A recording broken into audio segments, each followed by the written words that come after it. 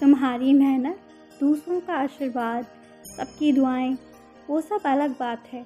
पर जिस चीज़ ने तुम्हें टिका कर रखा हुआ है ना, वो तुम्हारी अटल भक्ति और अटल विश्वास है, जिसके कारण इतनी परेशानियों के बावजूद भी तुम वहाँ टिके हुए हो। कुछ लोगों को अपने गुणों पर अहंकार है और तुम्हें अपने गुणों पर विश्वास भी नहीं है। ये दुर्भाग्य है कि तुम्हें अपने ही आप पर विश्वास नहीं है। जैसे मुझ पर विश्वास है, अपने आप पर भी विश्वास करो, मेहनत करो। जो कुर्सी तुम्हारे लिए रखी है वो तुम्हें ही मिलेगी, प्रयास करो।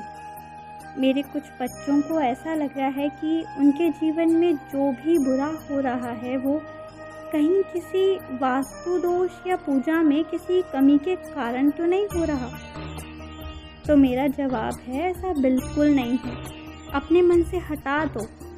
तुम्हारा विश्वास तस्वीरों और मूर्तियों से ज़्यादा उस ईश्वर पर है जो ऐसे रूप में विराजित है, जो आँखों से देखा तो नहीं जा सकता पर हर पल महसूस किया जा सकता है।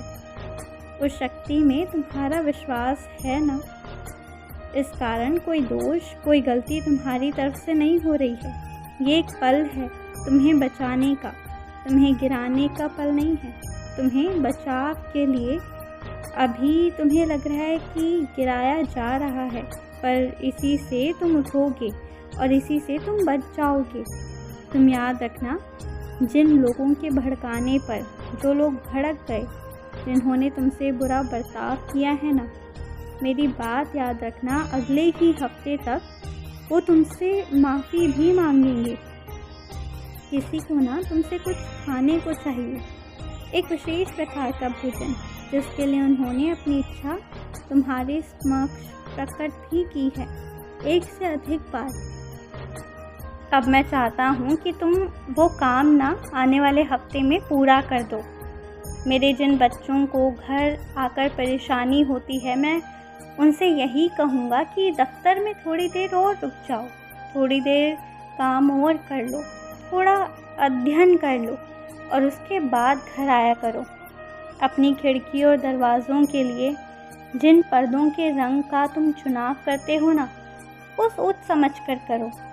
अगर पर्दे लगाए जा रहे हैं तो वो क्यों लगाए जा रहे हैं, उसके पीछे का उद्देश्य क्या है?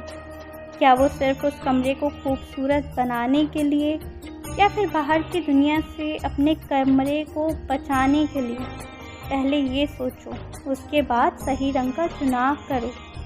हड़बड़ी में या सिर्फ खूबसूरती के चक्कर में व्यर्थ ही कुछ गड़बड़ मत करो।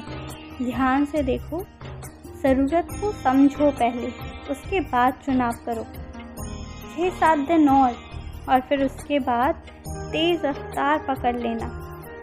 तुम जिसे जैसे समझ रहे हो ना, वो ठीक वैसा ही है। तुम्हें कुछ और बताकर, कुछ और